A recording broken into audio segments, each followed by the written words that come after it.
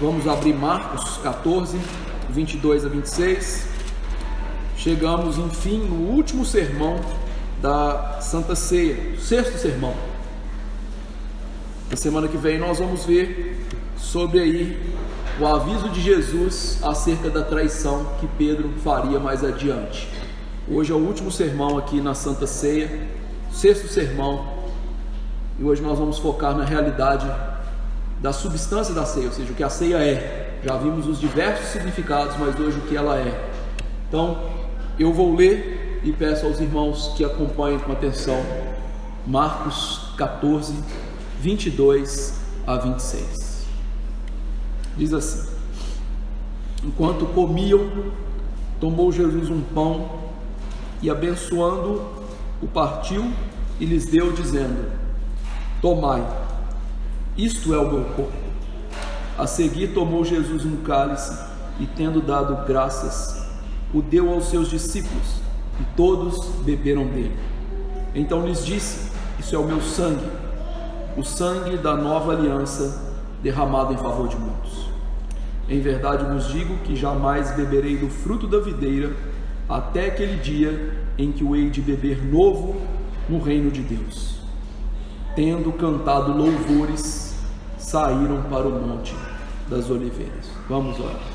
Nosso Deus, Pai Celeste, eu sei que agora, por meio de Jesus, o novo e vivo caminho, com intrepidez nós estamos na realidade celeste, mas também com santo temor e temor, uma vez que o Senhor é o juiz de todos e o teu Filho é fogo consumidor. Que esta verdade não seja somente algo que nós entendamos com as nossas mentes, mas seja algo que nós captemos com o coração e possamos viver estas verdades santas. Enleva agora, ó Senhor, nossas almas para estar contigo no céu, com a presença física e abençoadora de Jesus, e que possamos ouvir não a voz do pastor Fábio, mas de Jesus, aquele que fala dos céus por meio da palavra, e assim nos deixemos exortar a nós mesmos, que possamos ouvir a voz de repreensão de Cristo Jesus, a voz de admoestação de Cristo Jesus, a voz de ânimo de Cristo Jesus, e assim sermos edificados e transformados quanto ao homem interior, e que o Senhor nos ajude a fazer tudo isso pela fé, e que teu Espírito Santo nos ajude na nossa fraqueza, que teu Espírito Santo seja derramado sobre nós, trazendo arrependimento, trazendo vivacidade espiritual, trazendo a Deus uma vida que lhe agrada, e nesse momento um ouvir da pregação e um pregar de maneira que louve somente o teu santo nome. Por fim, perdoe os nossos pecados, que o Senhor tenha misericórdia para que nós não sejamos profanos e impuros como Esaú, que haja verdadeira fé e arrependimento nos nossos corações, porque a palavra do Senhor faz bem àqueles que andam retamente, como disse o Senhor na boca de Miqueias. É no nome de Jesus que nós oramos. Amém.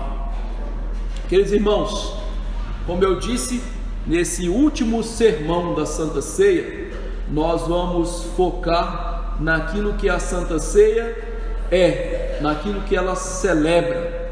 Até aqui nós vimos os seus diversos significados. Agora nós vamos adentrar na substância da Santa Ceia. E o que a gente vai aprender aqui hoje, com a graça do Senhor, é que a Santa Ceia celebra duas realidades. A primeira realidade é a presença espiritual de Cristo com a sua igreja. Cristo está presente espiritualmente com a igreja. E a segunda coisa que a Santa Ceia celebra é que nós espiritualmente estamos presentes com Cristo nos céus. Então são duas realidades que, digamos assim, são espelhadas. Cristo está conosco espiritualmente na terra, nós estamos espiritualmente com a presença física de Cristo nos céus. E o meu trabalho aqui hoje, com a graça de Deus e pelo poder do Espírito Santo, é mostrar aos irmãos que a Bíblia nos ensina estas duas coisas: a presença de Cristo conosco espiritualmente e a nossa presença espiritual com Cristo nos céus. Vamos ver isso. É interessante nós começarmos a provar estas verdades através daquilo que nós já temos meditado ao longo dos sermões, que é o paralelo entre o livro de Êxodo e a realidade da Santa Ceia e da cruz de Cristo. Nós temos no livro de Êxodo a história da redenção do povo de Deus no Antigo Testamento, isto é, Israel. Assim como no Evangelho, nós temos a história da redenção do povo de Deus, que é a sua santa igreja. De tal maneira, queridos irmãos, que aquilo que acontece com a igreja é um eco daquilo que aconteceu com Israel no livro de Êxodo. Por assim dizer, o livro de Êxodo, então, é como se fosse uma profecia, um tipo daquilo que se cumpriria na vida da igreja e na vida de Cristo salvando a sua igreja. O que nós então podemos encontrar resumidamente em Êxodo e que agora é revelado a nós por meio da ceia, da crucificação e da ressurreição de Jesus Cristo. O livro de Êxodo, como eu já salientei, fala da história da redenção, mas mais do que isso, mostra que as santas promessas de Deus aos patriarcas estavam se cumprindo no povo dele, ou seja, nos hebreus, nos israelitas. Quando Deus tira o povo de Israel da escravidão do Egito, Deus estava cumprindo aquilo que havia prometido a Abraão 430 anos antes. E após libertar o seu povo, Deus leva esse povo ao Sinai.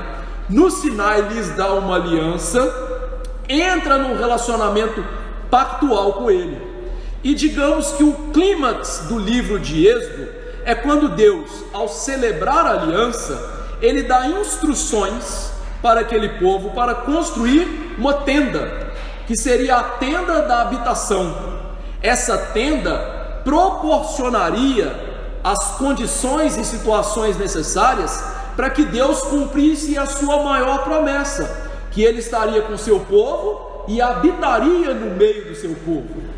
E todas estas realidades que aqui descrevi, tratadas em Êxodo, elas pertencem à igreja, são cumpridas na igreja e de maneira cabal na obra de Cristo, lá na cruz e na sua ressurreição. Podemos ver então que na cruz Jesus nos redimiu dos nossos pecados, tal como Deus fez com o povo lá no Êxodo. Na cruz, uma nova aliança foi feita, uma aliança superior ao Sinai, mas analogamente Deus fez uma aliança com o povo no Sinai.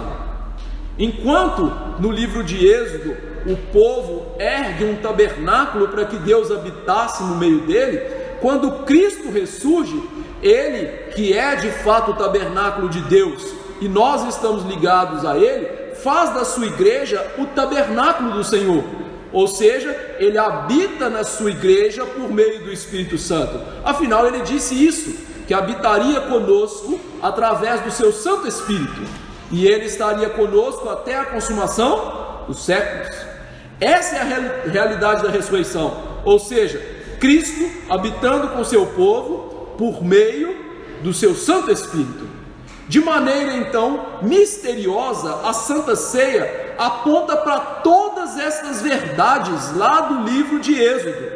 Já mostramos que a Santa Ceia aponta para o Evangelho do Senhor Jesus Cristo, aquele que é o Cordeiro de Deus, que deveria morrer como o Cordeiro morreu no Êxodo. O pão aponta para Cristo como aquele que se fez carne, aquele que foi obediente a Deus até o fim, e aquele que nos alimenta espiritualmente e nos dá a bênção da vida eterna, tendo cumprido cabalmente a lei de Deus e sofrido no seu corpo a punição dos nossos pecados. Nós vimos que o cálice aponta para o sangue vertido do nosso Senhor, sangue como do Cordeiro, que foi passado nos umbrais das portas, o sangue para remissão de pecados, tal como o sangue da propiciação, que era lançado sobre o propiciatório, isto é, a tampa da arca da aliança, uma vez por ano, no dia da expiação. Nós aprendemos também que esse sangue nos une a Deus com santa aliança, a nova aliança, que foi feita agora e ratificada pelo sangue do Senhor Jesus Cristo, aliança que nos reconcilia com Deus. E isso, como nós já aprendemos, inaugura o reino de Deus, que nós chamamos de reino de graça. Deus reinando no coração dos seus eleitos, Deus salvando os seus eleitos e cumprindo as promessas aos seus santos que Ele amou desde a eternidade passada, tanto judeus quanto gentios. Os povos deveriam ser alcançados, e a Santa Ceia aponta para essa realidade. E nós já aprendemos que a Santa Ceia aponta para as realidades futuras de um momento em que Cristo vai estar fisicamente conosco, quando Ele voltar em glória, consumando a sua obra, trazendo o reino de glória de Deus no meio dos homens. Tudo isso é o que a ceia significa. Tudo isso, ela tem uma analogia com o livro de Êxodo, como temos percebido. Agora, nós vamos aprender o que a ceia é e que ela também tem analogia com o livro de Êxodo. Pois bem, o que é a ceia na sua substância? A ceia nos mostra que Cristo está conosco. A ceia celebra a presença real e espiritual de Cristo com os seus eleitos, com a sua igreja, com seus crentes. Jesus, ao instituir esse sacramento, Ele estava dando a entender aos seus discípulos que Ele sempre estaria presente com eles. E é nessa verdade muito impressionante que nós encontramos também um paralelo com o Êxodo. Lembre-se, toda a jornada do povo de Deus no deserto foi marcada pela presença visível de Deus através de uma teofania, uma manifestação mórfica de Deus. E essa teofania era a nuvem que era chamada de Shekinah. Essa nuvem que é chamada de Shekinah, eu já demonstrei aos irmãos, segundo João, lá no capítulo 1, verso 14, que era o próprio Cristo. João disse que essa nuvem, que é Cristo, tabernaculou entre nós.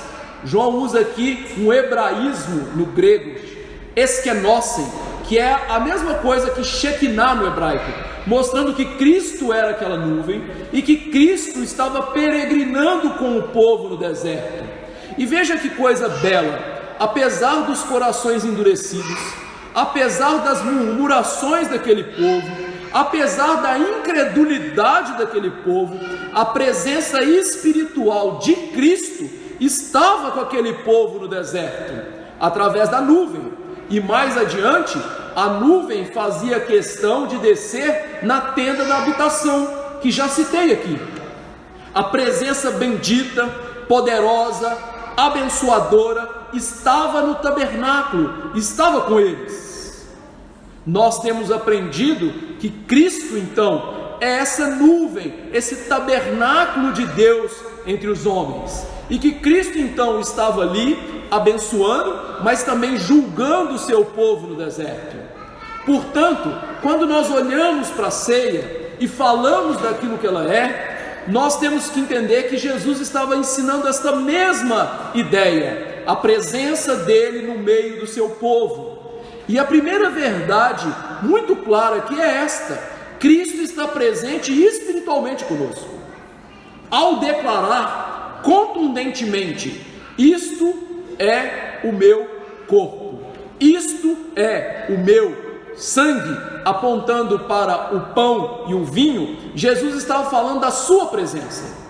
Essas palavras não podem ser tomadas de maneira literal, mas elas são tomadas de maneira sacramental. Nós já aprendemos que o sacramento é um símbolo visível de uma realidade espiritual e invisível.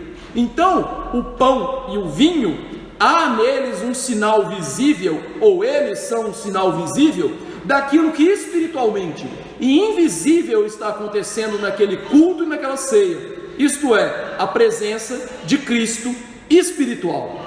Além disso, meus irmãos, nós temos que aprender que Jesus, ao falar, isto é o meu corpo, isto é o meu sangue, ele está usando uma linguagem simbólica muito comum nas Escrituras.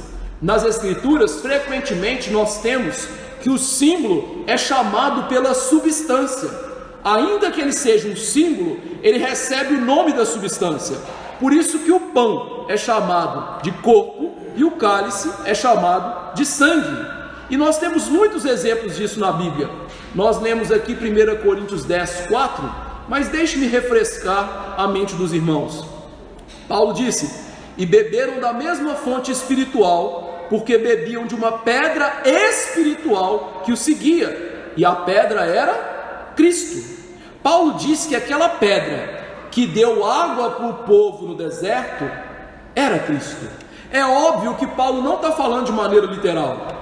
Jesus não foi a pedra ferida por Moisés. Pedras não andam, pedras não falam, mas Paulo diz que a pedra falava e seguia. Ou seja, essa pedra era o próprio Cristo. A pedra era um símbolo, mas a realidade espiritual que estava por trás dela era o próprio Cristo. Então quem que dava o maná para o povo no deserto? Cristo. Quem que dava a água para o povo beber no deserto? Cristo. Quem falava com eles na nuvem? Cristo. Quem os disciplinava, matando-os quando eles se rebelavam contra Deus? Cristo. A presença de Cristo estava com eles. Ele só foi simbolizado pela pedra, de maneira que o símbolo ligado à substância de tal maneira recebeu o nome da substância. A pedra que seguia era Cristo. Paulo também faz isso mais adiante, mas veja, essa era uma ideia comum do Antigo Testamento. Lá em Gênesis 17:3, falando da circuncisão e da aliança da circuncisão, diz assim: com efeito, será circuncidado o nascido em tua casa, e o comprado por teu dinheiro. A minha aliança estará na vossa carne, e será aliança perpétua. Veja que Deus, por meio de Moisés, chamou a circuncisão de minha aliança. É óbvio que a circuncisão não era a aliança em si, mas porque a circuncisão feita com fé, recebendo a circuncisão do coração, se tornava aquilo que ela significava. Isto é, que Deus estava circuncidando o coração dos seus eleitos. Essas coisas podem parecer estranhas e confusas para nós, mas Deus usou esse tipo de linguagem na Bíblia para apontar a realidade espiritual e real. Elas nos apontam para coisas que Deus nos comunica espiritualmente e que elas não são aprendidas pelos olhos humanos, mas pelos olhos da fé, coisas que tangem ao coração. Portanto, embora o pão permaneça pão e o vinho permaneça vinho, nós, se participamos deles com fé, nós realmente, no Espírito, nos alimentamos de Cristo, nos beneficiamos do seu corpo e do seu sangue. É isso que o apóstolo Paulo deixa claro lá em 1 Coríntios 10, 16. Ele diz: porventura o cálice da bênção que abençoamos não é a comunhão do sangue de Cristo? O pão que partimos não é a comunhão do corpo de Cristo? Veja que Paulo está falando: nós servimos o pão, nós servimos o vinho. O pão permanece pão, o vinho permanece vinho. Mas se nós participamos com fé, nós participamos do corpo e do sangue de Jesus. Então, na linguagem de Paulo, nós vemos que o pão e o cálice não foram transformados materialmente em carne e sangue, mas sacramentalmente, espiritualmente, eles comunicam essa realidade. E isso, meus irmãos, é o mistério da fé. E é por isso que muitos crentes na modernidade, ao participarem da ceia, não se alimentam espiritualmente, porque eles não discernem essas realidades. E não apenas não discernem, mas como também não aplicam a si mesmos pela fé. Nós devemos aprender que nós devemos nos alimentar com fé.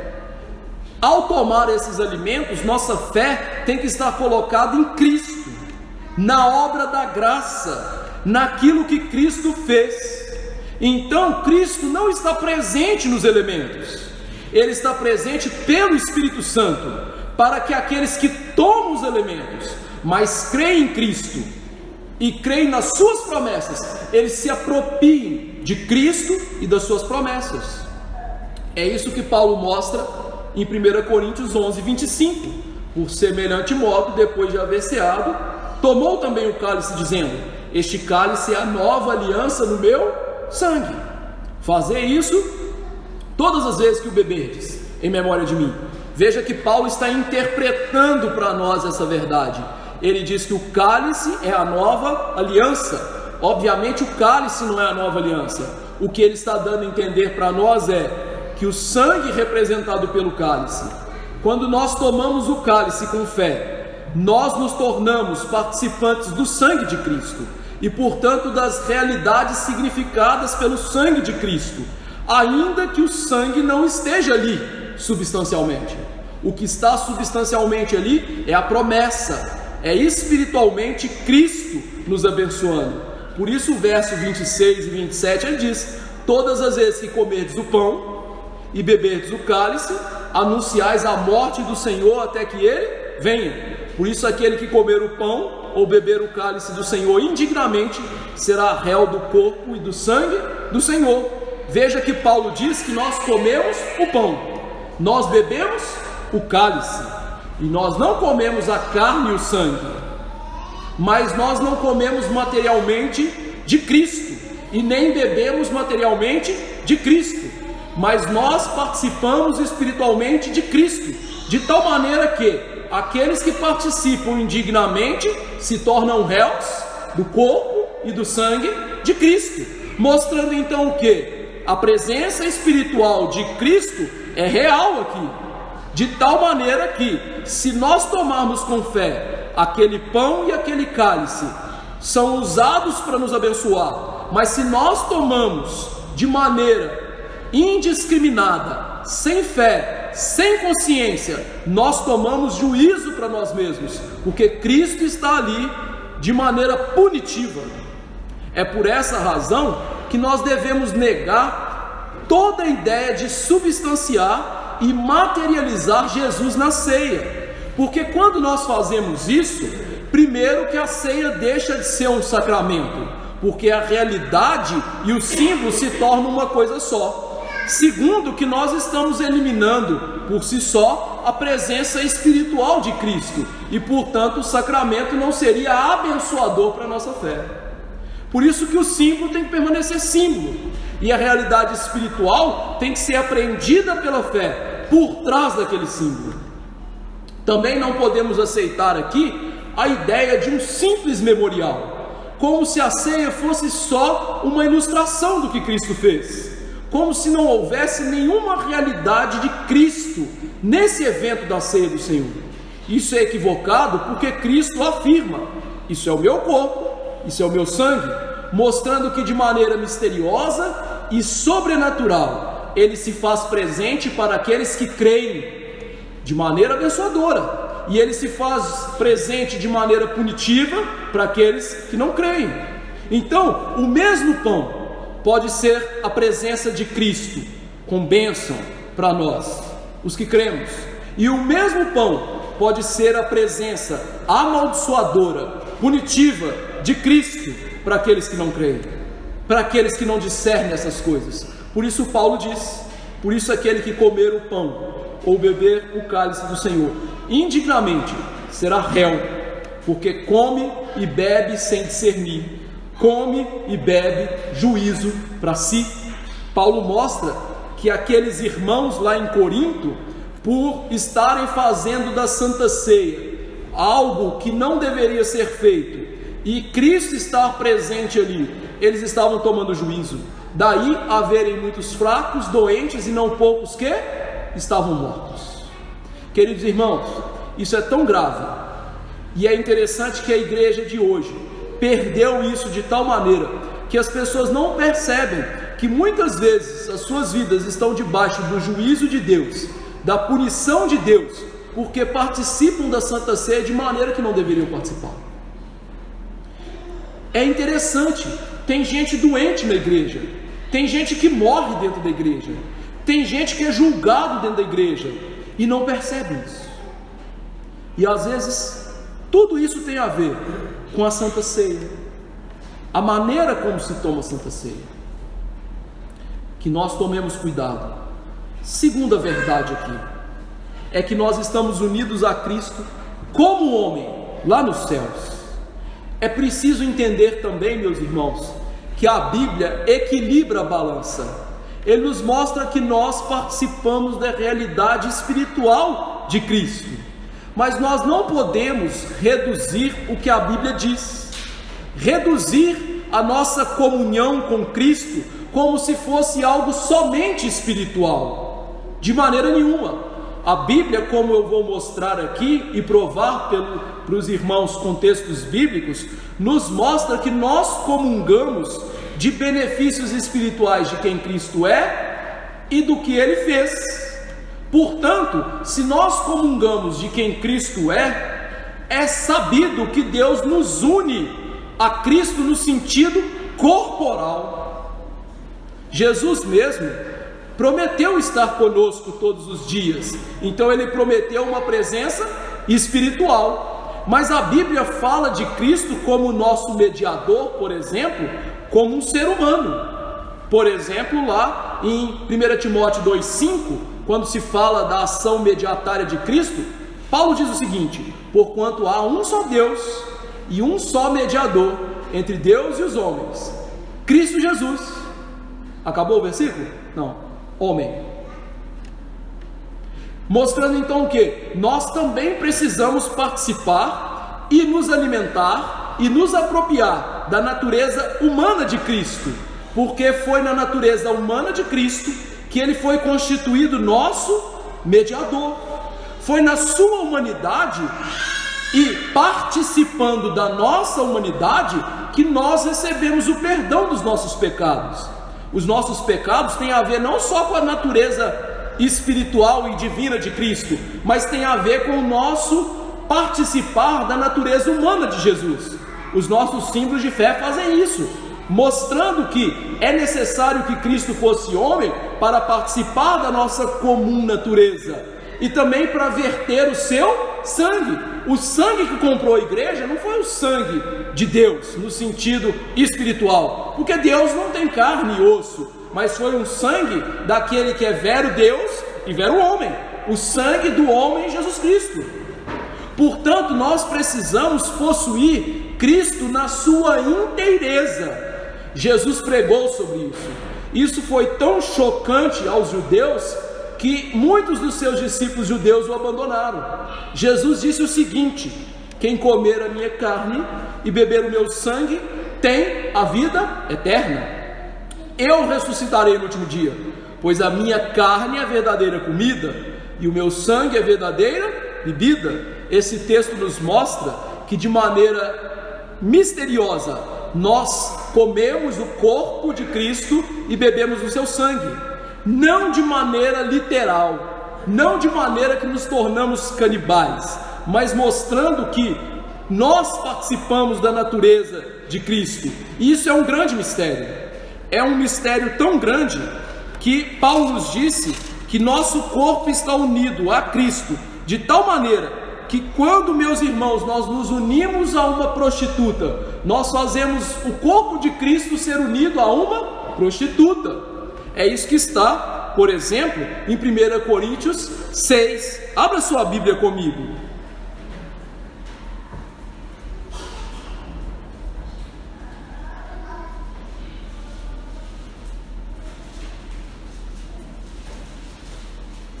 Verso 15 em diante. 1 Coríntios 6, verso 15, diz assim: não sabeis que os vossos corpos são membros de Cristo? E eu, porventura, tomaria os membros de Cristo e os faria membros de uma meretriz? Absolutamente não. Ou não sabeis que o homem que se une à prostituta forma um só corpo com ela? Porque, como se diz, serão os dois uma só carne. Mas aquele que se une ao Senhor é um espírito com ele. Fugir da impureza. Qualquer outro pecado que uma pessoa cometer é fora do corpo, mas aquele que pratica a imoralidade peca contra o próprio corpo. Acaso não sabeis que o vosso corpo é santuário do Espírito Santo que está em vós, o qual tendes da parte de Deus, e não sois de vós mesmos? Porque fostes comprados por preço. Agora, pois, glorificai a Deus no vosso corpo. Percebeu isso? Paulo está mostrando essa realidade misteriosa. O nosso corpo está unido ao corpo de Jesus. Nós participamos em união com a natureza humana de Jesus. Ainda que Cristo esteja presente espiritualmente conosco aqui, existe uma outra presença. Essa nossa união com Cristo na sua natureza humana. E meus irmãos, como Deus, Cristo é onipresente, mas como homem, onde Cristo está? Nos céus. E se Cristo está presente nos céus e a nossa natureza humana está ligada a Cristo nos céus, significa que nós estamos ligados a Cristo nos céus. Portanto, ao participar do culto e da Santa Ceia, nós devemos crer nisso. Ao crer nisso, nós nos apropriamos e usufruímos desses benefícios. Cristo está conosco espiritualmente e nós estamos nos céus com Jesus, nas regiões celestiais. A comunhão que nós temos na natureza humana de Cristo é algo verdadeiro. É algo tão verdadeiro como a nossa natureza humana está ligada ao Espírito de Cristo. É algo sublime, é algo misterioso. Isso se trata de um mistério, de algo espiritual, algo que não pode se enxergar com os olhos humanos, que não se pode compreender com a mente humana. É por isso que esse racionalismo que tem tomado a igreja, meus irmãos, é pecaminoso. Aquilo que eu não posso provar com a minha razão, aquilo que eu não posso provar através da ciência ou de lógica humana, não é verdade. Mas a Bíblia tem muitas verdades que nós não podemos provar com a nossa lógica. São mistérios. E reduzir a Bíblia a isso é reduzir a Bíblia a não ser palavra de Deus. Reduzir a ceia a um memorialismo ou uma presença física de Cristo é acabar com o mistério que nós temos na Santa Ceia, de que Cristo é a cabeça, nós somos o seu corpo, de que Cristo é a videira, nós somos os seus ramos. E mesmo, irmãos, que nós não experimentemos isso de maneira cabal e plena, você e eu podemos crer nisso, participar disso. O Senhor habita em mim pelo Espírito, e eu habito com Jesus nos céus. Logo, o pão é chamado de corpo, não somente por aquilo que ele representa, mas também misteriosamente aquilo que ele me concede, o corpo de Cristo. Ao tomar o pão com fé, ele apresenta o próprio Cristo e nos concede acesso ao trono da glória de Jesus Cristo, que está nos céus. A Bíblia é muito clara em mostrar: Jesus está nos céus.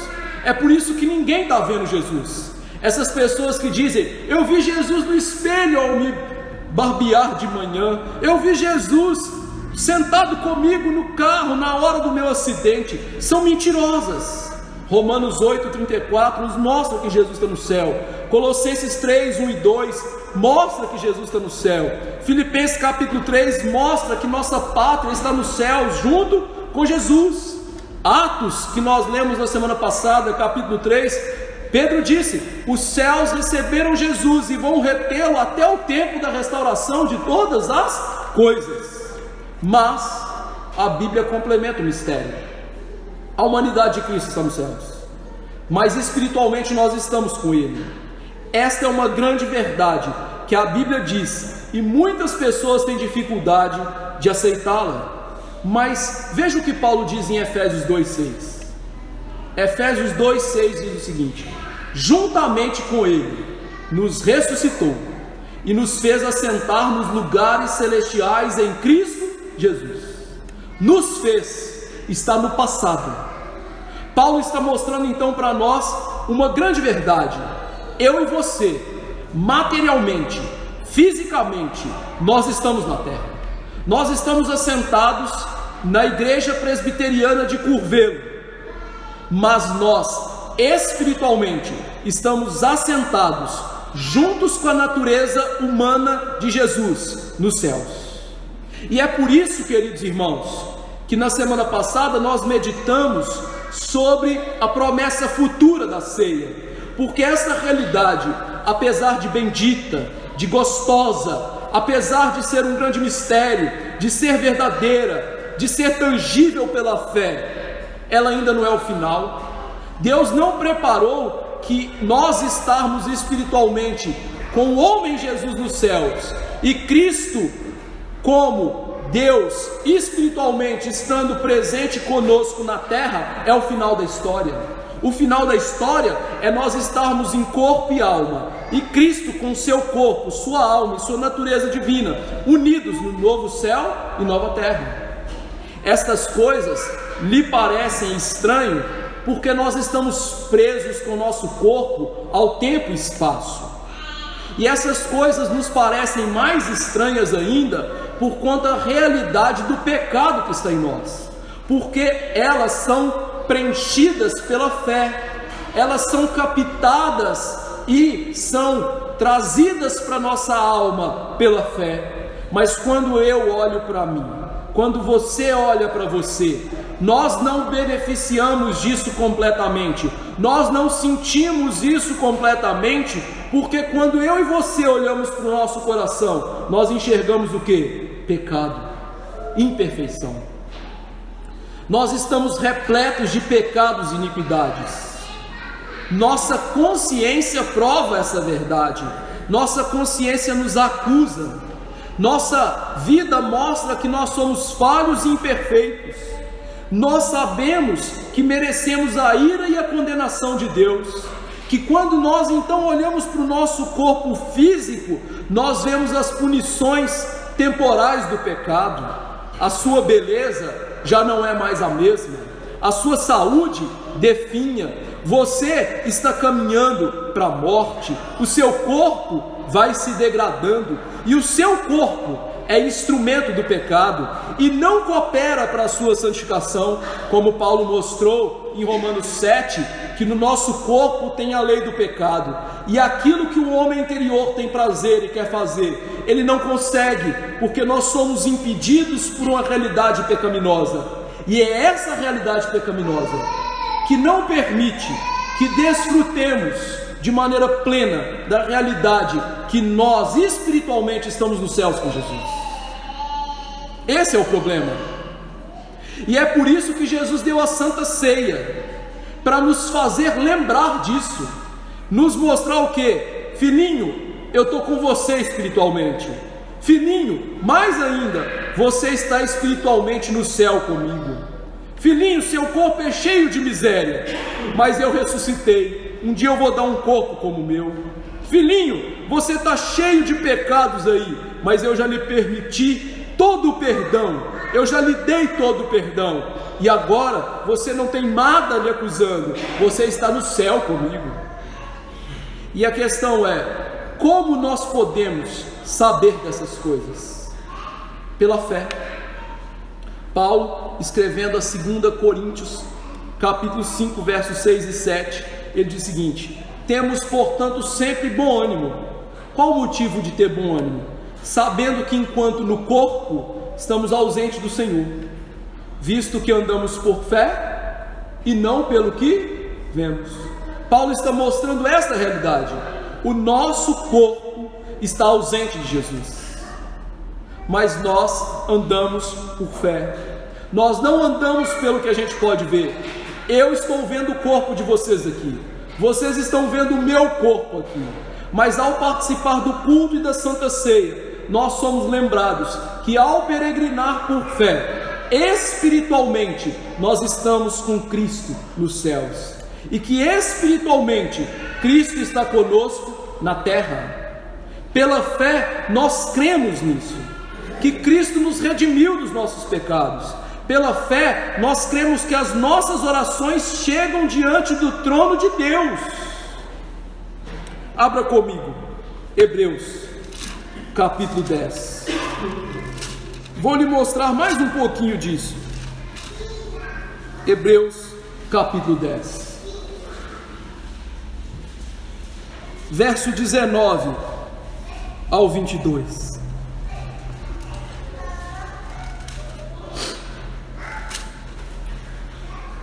Hebreus 10, 19 a 22. Tendo, pois, irmãos, intrepidez, para entrar aonde? No Santo dos Santos, pelo sangue de Jesus, pelo novo e vivo caminho que Ele nos consagrou pelo véu, isto é, pela sua carne, e tendo grande sacerdote sobre a casa de Deus, aproximemo-nos com sincero coração, em plena certeza de fé, tendo o coração purificado de má consciência e lavado o corpo com água pura. Quando isso acontece? Veja o verso 25. Não deixemos de congregar-nos, como é costume de alguns. Antes façamos admoestações, e tanto mais quando vedes que o dia se aproxima. Quando nós estamos nos céus com Jesus? Quando nós entramos nos santos dos santos com Jesus? Quando, como igreja, nós estamos reunidos como povo de Deus, e pelo sangue de Jesus, pelo seu novo e vivo caminho, que Ele abriu no véu que nos separava de Deus, nós entramos nos céus para estar com Jesus. E então Cristo nutre a nossa alma com a alegria da salvação. Cristo tira a nossa sede espiritual. E é na ceia que nós podemos então não somente contemplar Cristo crucificado, mas Cristo na glória, onde nós assentamos com Ele. Na ceia nós podemos ter certeza que nós nutrimos nossa alma de Cristo, nós nos alimentamos dele, e Ele está presente conosco, e nós estamos presentes com Ele. Nossos pecados foram perdoados, nós somos ouvidos. A questão é, por que isso é tão estranho? Além do pecado, nós vivemos uma época muito difícil para essas coisas espirituais, porque nossa época é marcada por pragmatismo e materialismo. É um desafio pregar isso na igreja, porque as pessoas querem coisas práticas, as pessoas querem coisas para resolver os seus problemas financeiros, as pessoas querem coisas para resolver a sua fome, as pessoas querem coisas para lhes fazerem felizes aqui e agora, as pessoas querem coisas para que seus filhos sejam bons profissionais, as pessoas querem coisas para que seus netos nasçam num berço cheio de oportunidades, as pessoas querem coisas para que seu corpo seja bonito, esbelto, malhado, mas as pessoas não investem nas coisas dos céus. A cabeça da igreja hoje está enterrada na terra como um avestruz, e nós nos esquecemos que o nosso corpo vai passar, que nossa esposa vai passar, que nossos filhos vão passar, que nossos netos vão passar, que nossas casas vão ficar e vão ser destruídas depois. Eu morei 30 anos em Belo Horizonte.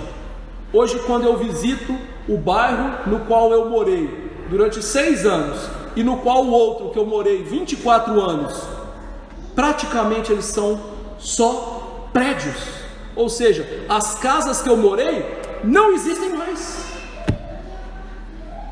Ou seja, tudo isso, querido, vai passar. Um dia toda essa realidade vai ser abalada, como nós lemos aos Hebreus. pela voz de Jesus.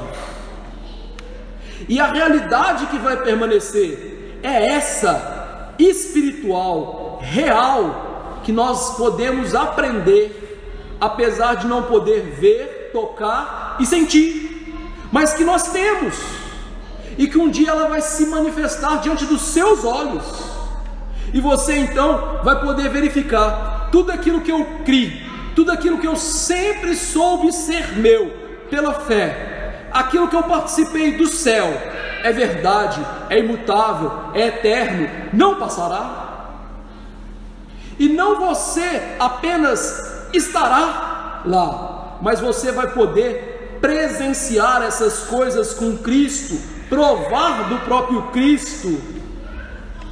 Até lá, nós ficamos com essa presença espiritual de Cristo aqui, e ficamos com a nossa presença espiritual com Cristo nos céus.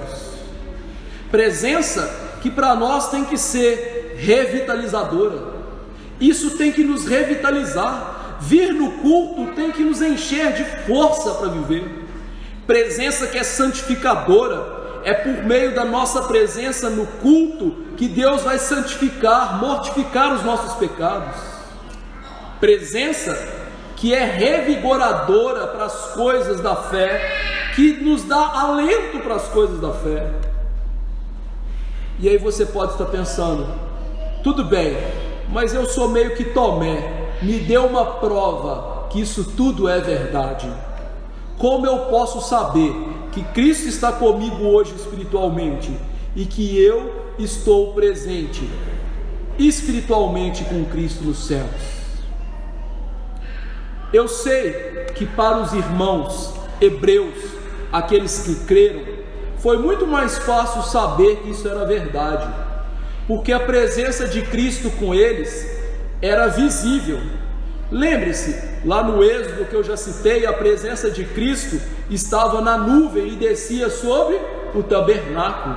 Eles viam, eles podiam sentir as coisas que estavam acontecendo, mas nós não vemos essa nuvem, embora a realidade que nós temos hoje seja muito maior, real e espiritual do que eles tiveram.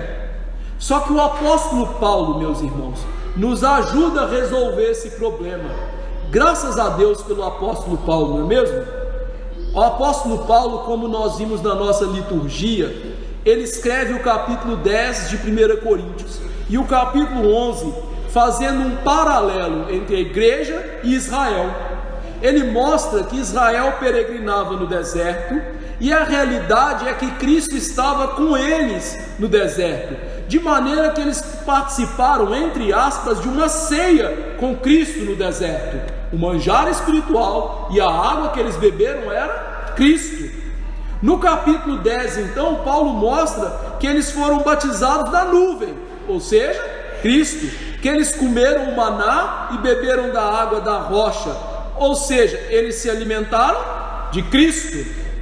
No capítulo 11, então, Paulo usa esse paralelo, ou faz um paralelo, mostrando para nós que aquela realidade está agora presente na igreja. Em 1 Coríntios 11, Paulo vai falar sobre o que? A ceia, que como nós temos meditado até aqui, fala da presença real e espiritual de Cristo conosco e da nossa presença espiritual com Cristo nos céus. E ao falar da ceia, Paulo nos mostra, como aprendemos até aqui, através dos símbolos que tem a ver com a substância, que nós não nos alimentamos de pãozinho e de vinho, nós nos alimentamos espiritualmente de Cristo. E qual é a prova que Paulo nos dá? O primeiro argumento: o cálice que bebemos é o cálice da nova aliança. Ou seja, a presença de Cristo é real de tal maneira que, quando nós tomamos o cálice com fé, nós participamos das realidades por trás da nova aliança que é firmada em Cristo. Segundo lugar, qual outro argumento que Paulo nos dá? O argumento da disciplina. E esse argumento é importante, porque lá em 1 Coríntios 10, uma das provas que Paulo deu da presença de Cristo com o povo era a disciplina. O povo murmurou, o povo se levantou para praticar imoralidade sexual, o povo se levantou para festejar e cultuar outros deuses. O que aconteceu nessas ocasiões? Eles morreram. Como que Cristo está presente conosco na ceia? Paulo nos diz lá em 1 Coríntios 11: nós tomamos e comemos de maneira inadvertida, e nós nos tornamos réu do corpo e do sangue de Cristo. E a prova que Ele nos dá é: nós somos disciplinados pelo Senhor. Há muitos fracos e doentes, e não poucos que dormem, mostrando que Cristo está de fato presente. E aí eu quero te perguntar uma coisa: como que Cristo está presente na sua vida? Cristo está presente na sua santa providência, lhe disciplinando? Olhe para a sua vida. O que Cristo está fazendo na sua vida? As coisas estão bem? Sua vida com a esposa, com o esposo, com o papai, com a mamãe, está ok? Sua vida espiritual, de leitura e de oração, está ok? Sua vida de frequência na igreja, está ok? Sua vida financeira, está ok? E quando eu digo está ok, isso não é que você está ganhando muito dinheiro, é que você está usando o dinheiro do jeito que a Bíblia manda. Não? Cristo está presente na sua vida com disciplina. E meus irmãos, isso é muito sério. Por quê? Eu convido vocês de novo a voltar em Hebreus capítulo 12. Abra comigo. Nós lemos na nossa liturgia, do verso 18 até o 29.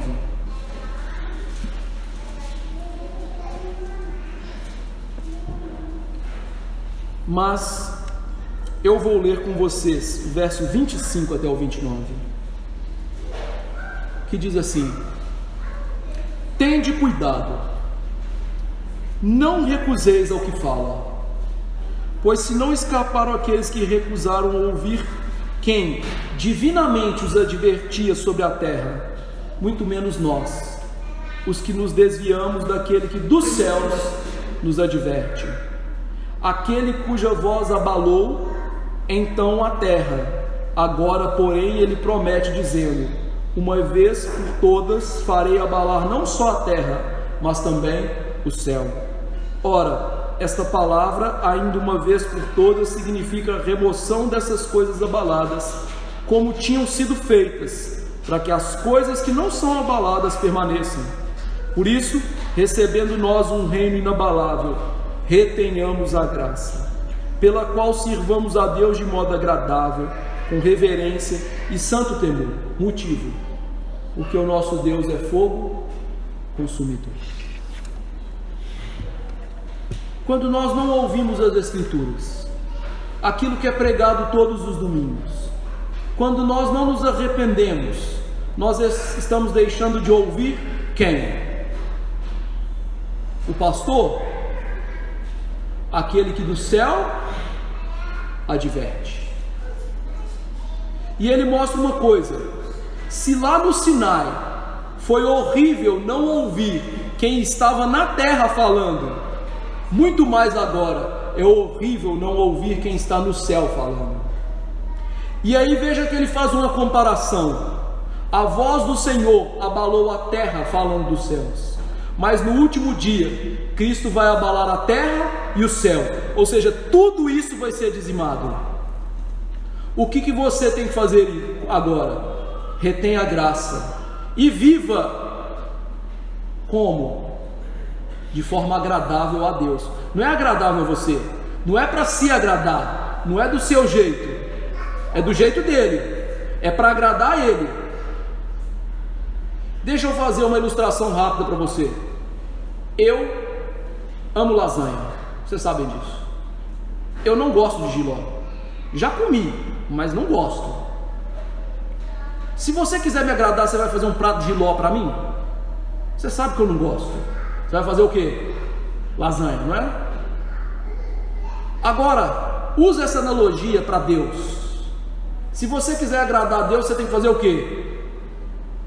Viver do seu jeito ou do dele. Entendeu agora? Qual o motivo? O nosso Senhor é fogo consumidor. O fogo de Cristo vai arder. O fogo de Cristo já arde hoje em nosso meio, purificando, santificando, mas arde também punindo, e um dia vai arder para sempre. Ele é fogo consumidor. Que Cristo veio arder nos purificando, nos santificando, nos disciplinando, para que um dia Ele não tenha que arder nos julgando para todo sempre. E a prova cabal da presença de Cristo no nosso meio é esse texto. Quando olhamos para a vida de muitas pessoas que são infiéis na igreja e estão debaixo da disciplina de Deus, mesmo que elas não percebam.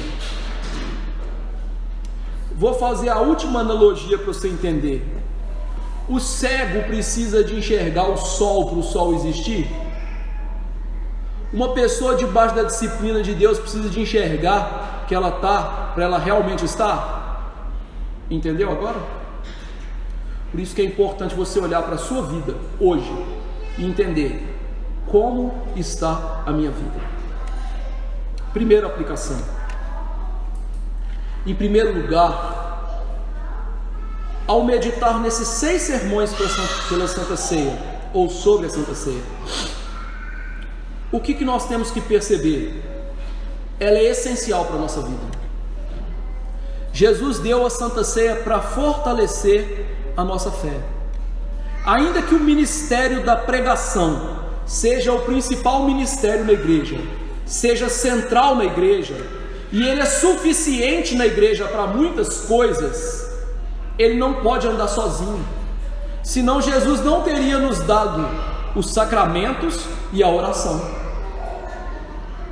Isso significa o quê? Hoje muitas pessoas têm se enganado. Eu não preciso de ir na igreja tomar ceia, eu posso ficar em casa vendo a pregação no YouTube.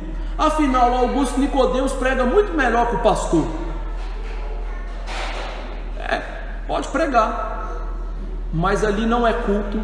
Você não está presente ali com ele pregando. A igreja não está reunida e, portanto, Deus não está abençoando aquilo como abençoa a igreja.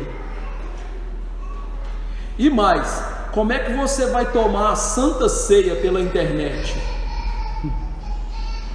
Nós precisamos congregar. Se você quer entrar no céu com Jesus, a gente viu aqui hoje, não nos deixemos de congregar como alguns. Exorte os seus irmãos e exorte a si mesmo a entender que estar na igreja é a coisa mais importante da sua vida. É a coisa mais importante que você pode fazer. Não tem nada mais importante. Ainda que nosso mundanismo tenha nos enganado, né? Eu aposto que muitos crentes, se recebessem uma ligação no domingo, se você andar 500 quilômetros, você vai ganhar R$1 milhão, a maioria de nós ia fazer. E aí deixa de participar do céu para ganhar um dinheiro maldito que vai ficar na terra. Parabéns, né? Segundo lugar, nós não somente temos o privilégio de entrar no céu, nós precisamos de entrar no céu. Querido irmão, eu não sei como isso funciona, mas eu sei que isso é verdade, porque a Bíblia mostra. Não é porque eu sinto, ainda que muitas vezes ao cultuar aqui eu sinto que eu estou no céu, mas não é o que eu sinto. A Bíblia não é sentimento, a Bíblia é a realidade verdadeira dita ali. Ainda que eu não sinta, eu posso crer, porque está falando, é a verdade. Por isso, então, é imprescindível entender: Cristo está aqui comigo, eu estou no céu com Jesus. Então, o que eu preciso? Estar no culto. Aqueles que deixam de participar do culto, deixam de se alimentar espiritualmente de Cristo, e deixam de estar na presença de Cristo, e com isso enfraquecem sua fé. Cada vez que você fica em casa e não vem para a igreja, sua fé vai ficando mais fraca, e um dia ela pode estar tão fraca que só o milagre dá graça para te levantar. Mas pergunto: e se você hoje tiver uma fé temporária e não for verdadeira, e você não sabe disso? Não é melhor estar aqui para ouvir a pregação e um dia Deus lhe dar a fé verdadeira, e você não estar mais no meio desse mundo e vivendo com Satanás? Só há prejuízos por não estar na igreja. Terceira implicação, outra implicação muito clara disso, é que isso tem a ver com as nossas crianças. Hoje se criou na igreja um tal de culto infantil. Primeiro, que eu nunca vi na igreja culto infantil ao longo dos séculos. Segundo, e mais importante, eu nunca vi na Bíblia culto infantil. O nosso mundo hoje, racionalista que é, diz: as crianças têm que entender o que está sendo pregado. Elas não entendem tudo que o pastor está pregando. Você também não entendeu tudo que eu falei hoje, e não é por isso que eu vou colocar o celular para fora. Usa a lógica. Percebeu? A criança não precisa de entender tudo que está sendo dito para ser beneficiada e participar dessas realidades. Essa ideia racionalista, a criança tem que entender. Querido irmão, a criança precisa estar presente. A Bíblia manda ela estar no culto. Nunca Deus mandou tirar as crianças do culto. E lembre-se, a Bíblia fala de mistérios, de coisas sobrenaturais, que nem eu e você conseguimos entender. E não é por isso que Deus vai mandar a gente sair do culto. Realidades que são tão profundas, que envolvem o coração, a alma, o mais profundo do nosso ser, e nós só podemos aprendê-las pela fé. Por isso, o simples fato de nós estarmos aqui como povo, pelo Espírito Santo agindo, nós estamos na presença de Jesus nos céus. E as crianças, devidamente participantes do reino pelo batismo, estando debaixo da aliança da promessa, participam dessas mesmas realidades e estão louvando o Senhor. Jesus mesmo disse: dessas crianças o Senhor pode suscitar o verdadeiro louvor. Elas entendiam tudo sobre Cristo? Não, mas Ele mesmo disse: Deus tira da boca delas o verdadeiro louvor. Hoje nós estávamos cantando salmos e eu ouvi a voz das nossas crianças cantando salmos. E sabe aonde elas estavam cantando? No céu, junto conosco. É preciso a gente saber disso. A ceia e o culto não podem ser banalizados. Eles não podem ser renegados para segundo plano, nem por nós, nem para os nossos filhos. Quarto lugar, a presença de Cristo na ceia vai fazer com que nós e elas temamos a Deus. Eu sei que as crianças pequenininhas, como os meus filhos aí, hoje não entendem muito de temor, mas é à medida que eles participam que eles vão entender sobre esse temor. Olhe, por exemplo, as crianças que são mais velhas um pouquinho. Elas estão sentadas, quietas, entendem que esse ambiente é de reverência, de santo temor. Isso é aprendido por elas. Tirá-las desse ambiente para levá-las a colorir, a ter uma pessoa lhe entretendo, não vai nos ensinar aquilo que o culto nos transmite: reverência e santo temor. Por isso, hoje muitas crianças pecam, ou muitos pais pecam, não só por tirar as suas crianças, mas por muitas vezes fazer as crianças participarem de coisas inconvenientes. Há muitas igrejas hoje que servem a ceia para as crianças. Isso é pecado, porque elas ainda não conseguem discernir o corpo. E há igrejas, pasmem, presbiterianas que vão além da irreverência. Vestem as crianças de pastores com terno e gravata e fazem as crianças servir a ceia. Sim, igreja presbiteriana. Esquecem, o Senhor Deus é fogo consumidor, perdendo totalmente a noção do sagrado, a piedade e o temor que é devido a Cristo. E lembre-se, Cristo está aqui e nós estamos no céu. Quinto lugar, então, quando nossas crianças podem começar a participar? Quando, à medida que elas crescerem, elas fazerem tais quais as crianças hebraicas: papai, o que é que está acontecendo aqui?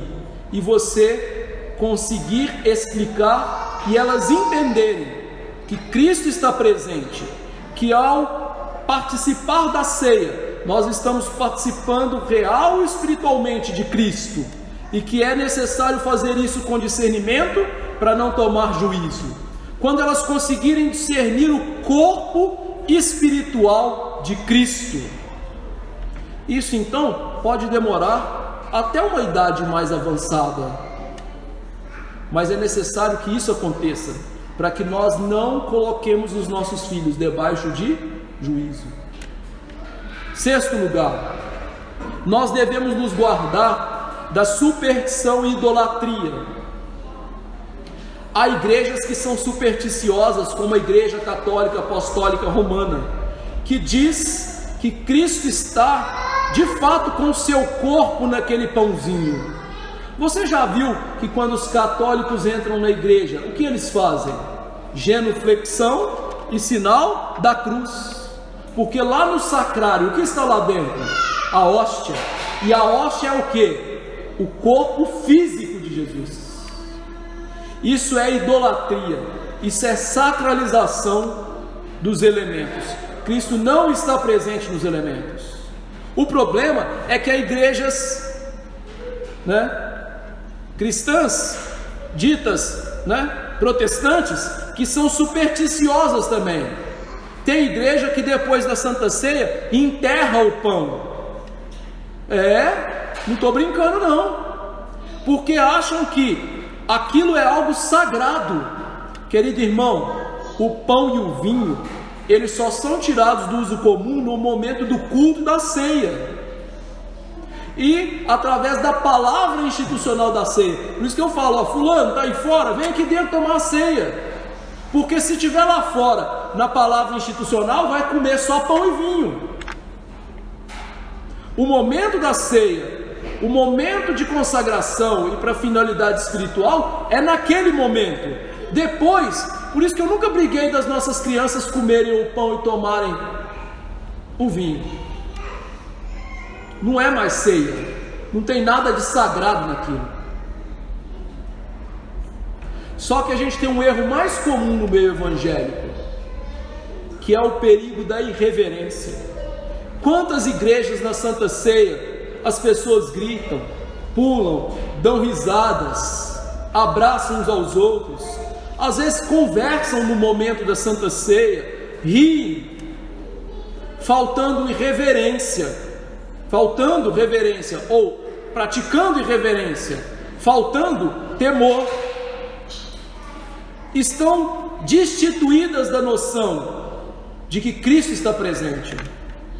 Meus irmãos, a Santa Ceia sim é um momento de alegria, mas não é uma alegria carnal. A alegria é fruto do Espírito.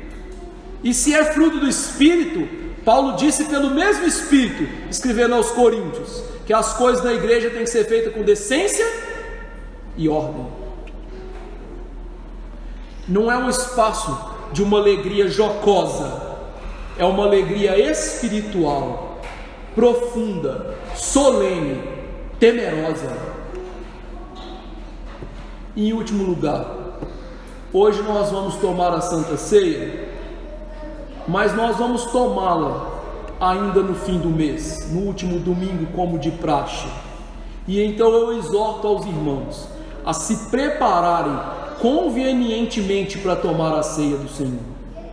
A Igreja de Cristo tem perdido a ideia de que nós precisamos de nos preparar não só com vida de santidade, mas nos preparar de tal maneira que ao estarmos aqui, nós estejamos desimpedidos para que sejamos elevados espiritualmente para os céus.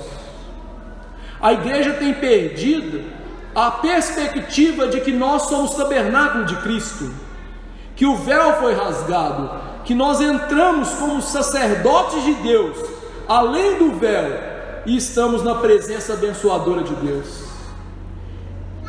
Hoje, nós não estamos mais debaixo da antiga aliança, que era figuras e sombras, mas que tinha temor e tremor.